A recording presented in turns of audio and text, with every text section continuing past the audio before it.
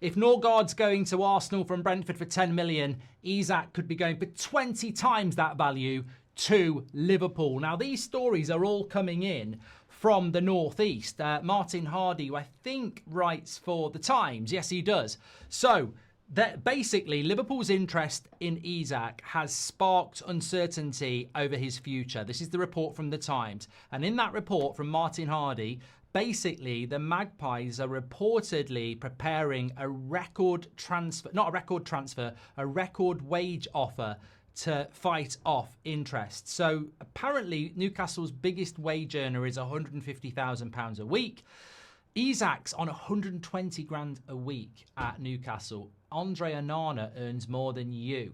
How insignificant does that make you feel tonight, mate? I mean, Newcastle have got a very, very respectable wage bill, but the fact is, you're one of the hottest strikers in Europe, and you're earning less than Andre Onana.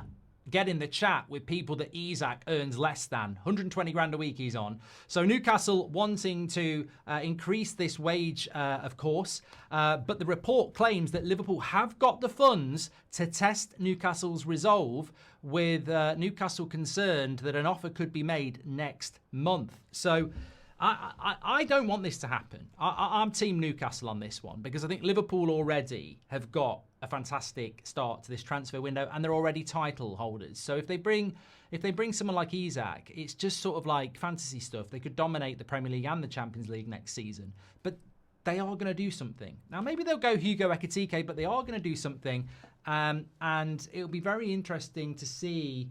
Like, will Isak take that contract, for example? Newcastle are going to want to tie him down, you know, make it very difficult for anyone to buy him in a year's time. If Newcastle aren't in the Champions League in a year's time and Isak wants to go, sometimes players see the wage, but they don't see the exit strategy. In a year's time, you might want to go, but you might have signed this contract. So an extra 50 grand a year, is it 50 grand a week? Is it going to work? So keep an eye on that. But obviously, a wage increase is coming Isak's way. Do you really think Newcastle would do this deal? I don't think they'll want to.